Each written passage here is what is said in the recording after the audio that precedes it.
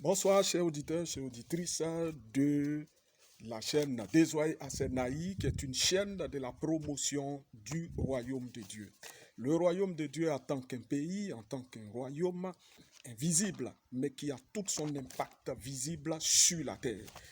Nous l'avions dit dans nos précédentes vidéos que le royaume de Dieu est un concept qui avait été introduit par Dieu lui-même.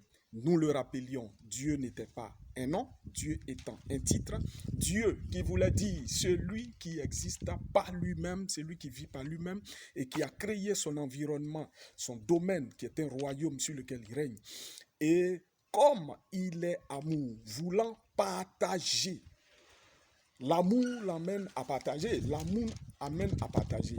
On n'a pas dit que Dieu a de l'amour, la Bible nous dit que Dieu est amour. Donc, voulant partager son règne, voulant partager tout ce qu'il y a sur son domaine invisible, a créé l'homme et a créé d'abord la terre, ensuite a créé l'homme et l'a déposé sur la terre pour qu'il puisse y régner, pour qu'il puisse dominer sur toute la création. Donc, à l'origine, comme nous l'avons dit, il n'était pas question de domination de l'homme sur l'homme, mais il était simplement question de domination de l'homme sur la création. L'homme devait manifester son règne, il devait manifester le règne de Dieu, il devait emmener le règne du ciel sur la terre, et c'est ça dont il était question. Et donc, nous sommes à le royaume de Dieu, parlons-en. Nous parlons du royaume de Dieu. Et comme nous l'avons vu depuis les dernières vidéos, nous avons dit que nous voyons découvrir l'origine et l'objectif de l'homme. Et donc, nous étions arrêtés sur le fait que les êtres humains avaient été créés pour exercer la domination sur la terre et toutes les créatures qui y vivent. Donc, nous disions que le royaume de Dieu n'était pas un royaume comme c'est l'est pour les royaumes terrestres, comme le sont les royaumes terrestres, où il y a un souverain et il y a des sujets sur lesquels il règne. Non, le royaume de Dieu est un royaume composé de rois. Les citoyens du royaume de Dieu sont des rois, et c'est ce qui différencie le royaume de Dieu au royaume des hommes. Donc, les rois sont les citoyens du royaume de Dieu. Et qu'est-ce que Dieu fait?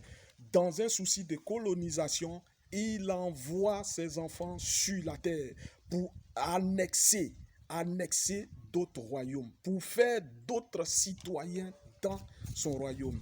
Plus les citoyens, le nombre de citoyens augmente, le nombre de citoyens s'accroît, plus le royaume de Dieu s'étend. Il annexe d'autres territoires. Donc, nous rappelons, comme le dit la parole de Dieu, que le royaume de Dieu est un royaume composé de rois. Nous lisons simplement dans notre constitution, qui est la parole de Dieu, notre constitution, qui est la Bible, la constitution du royaume de Dieu, dit en son livre à Apocalypse, à l'article 17, alinéa 14, que ils combattront contre l'agneau et l'agneau les vaincra, parce qu'il est le Seigneur des seigneurs et le roi des rois. Et les appelés, les élus et les fidèles qui sont avec lui vaincront. Donc, la Bible dit clairement que Jésus est le roi des rois. Donc, il est dit dans notre constitution que celui qui règne sur le royaume dans les cieux est roi, mais il règne sur qui? Des rois. Et il le dit encore dans ce même livre de notre constitution, Apocalypse 19 au verset...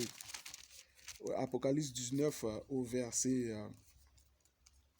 verset, nous voyons bien, au verset, Apocalypse 19 au verset 16, et il nous dit clairement que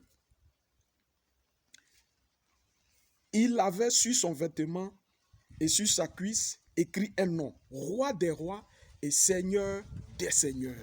Donc, il est clairement dit que notre roi Jésus-Christ est le roi des rois. Donc, nous sommes des rois et nous régnons avec lui, parce que c'est de lui que vient toutes les instructions pour que nous puissions régner sur cette terre. Pourquoi des rois? Parce que chacun de nous, quand il est venu sur la terre, a un domaine sur lequel il excelle, un domaine dans lequel il excelle et il est roi. Et les autres viennent vers lui pour s'approprier aussi ce domaine-là, pour venir s'imprégner de ce domaine-là. Voilà pourquoi on va parler de Pelé est le roi du football, telle personne est le roi de telle chose, parce qu'il y a un domaine dans lequel tu excelles. Et donc, quel était le but du royaume originel? C'était pour que le règne de Dieu vienne sur la terre. Pour que on voit à partir de la terre, on voit qu'est-ce qui se passe dans les cieux. Donc en regardant Adam régner, on voyait clairement ce qui se passait dans les cieux. Et que la volonté de Dieu soit faite sur la terre. Et c'est ce que Jésus-Christ, le roi des rois, a ressorti dans la prière modèle, où il a dit que la volonté de Dieu soit faite sur la terre comme au ciel. Malheureusement, le premier royaume qui avait été instauré et sur lequel Adam régnait a disparu. A disparu. Ce qu'on voyait dans le jardin d'Éden était l'emblème, était l'ambassade, a disparu. C'était une atmosphère qui a disparu. Et maintenant, le royaume a disparu. Le roi qui était Adam est resté sur la terre. Dans son mandat, il avait été clairement dit, parce qu'un roi a un mandat qui est écrit, comme disent les Américains, le Patriot Act. Dans le Patriot Act du roi que Dieu avait déposé sur la terre, c'est-à-dire Adam, Dieu a donné à l'humanité la domination sur la terre. Donc, il était question pour lui de régner sur la terre. Dieu ne lui a pas donné la domination sur les autres êtres humains qui allaient venir, à commencer par Ève, tous les autres. C'est vrai qu'elle était son épouse, mais tous ceux qui allaient venir allaient régner. Ils allaient aller annexer d'autres territoires. Ils allaient continuer de régner. Et donc, nous aurions été des rois citoyens du royaume des cieux, dominant sur d'autres royaumes.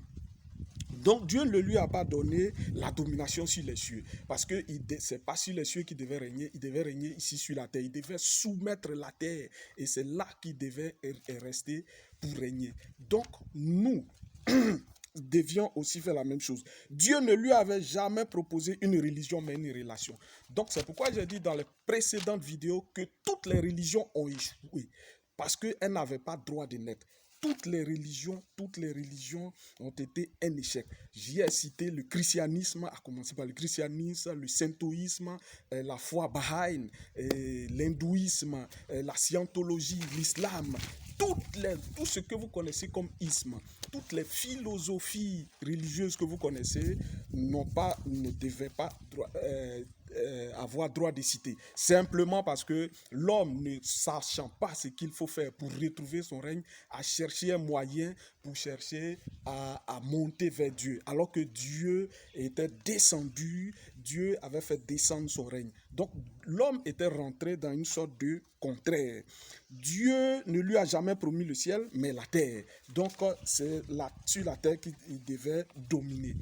Et donc tout ça s'est écoulé quand Adam a péché, quand il s'est rébellé. Donc c'est la séparation d'avec le Saint-Esprit qui est en fait le ministre des Affaires étrangères, le secrétaire d'État aux Affaires étrangères. Donc ça s'est passé en Genèse 3 où il y avait l'acte de trahison.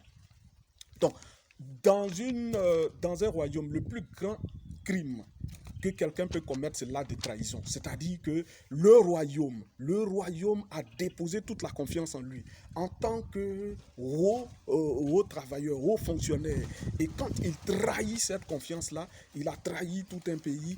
Et dans la plupart des pays, dans la plupart des royaumes, c'est passible de peine de mort, parce que c'est le plus grand crime. Et qu'est-ce que l'acte de trahison a amené dans la vie d'Adam? L'acte de trahison a amené Adam à être indépendant de l'empire des cieux et de son roi. Donc cette indépendance-là était néfaste pour lui. Qu'est-ce que l'acte de trahison a amené Adam à perdre sa position d'ambassadeur? Donc c'est comme s'il avait été accrédité dans un pays et l'accréditation lui avait été retirée, la confiance de son pays lui avait été retirée, mais il est resté là-bas dans le pays. Et quelle a été une autre conséquence de cela? Pendant sa domination sur la terre, il a perdu le royaume. il a perdu la relation avec le Saint-Esprit. Donc, il n'était plus en odeur de sainteté avec le Saint-Esprit, qui est le ministre des Affaires étrangères, comme nous l'avons dit. Il était représentant disqualifié du ciel sur la terre. C'est-à-dire que on savait qu'il était venu du ciel, mais il était disqualifié, il était sur la terre. C'était comme un ambassadeur sans portefeuille. C'était un envoyé sans statut officiel qui était là dans l'illégalité sur la terre. Un citoyen sans pays qu'on appelle apatride et un roi sans royaume, un souverain sans domaine. Et donc, nous devons revenir au concept du royaume pour pouvoir avoir le règne encore. Que Dieu vous bénisse pour ce que vous avez entendu en ce jour. Et c'était notre vidéo de ce jour. Gloire soit rendue à Dieu. Amen, amen, amen. Béni sois-tu, Seigneur, pour ton royaume.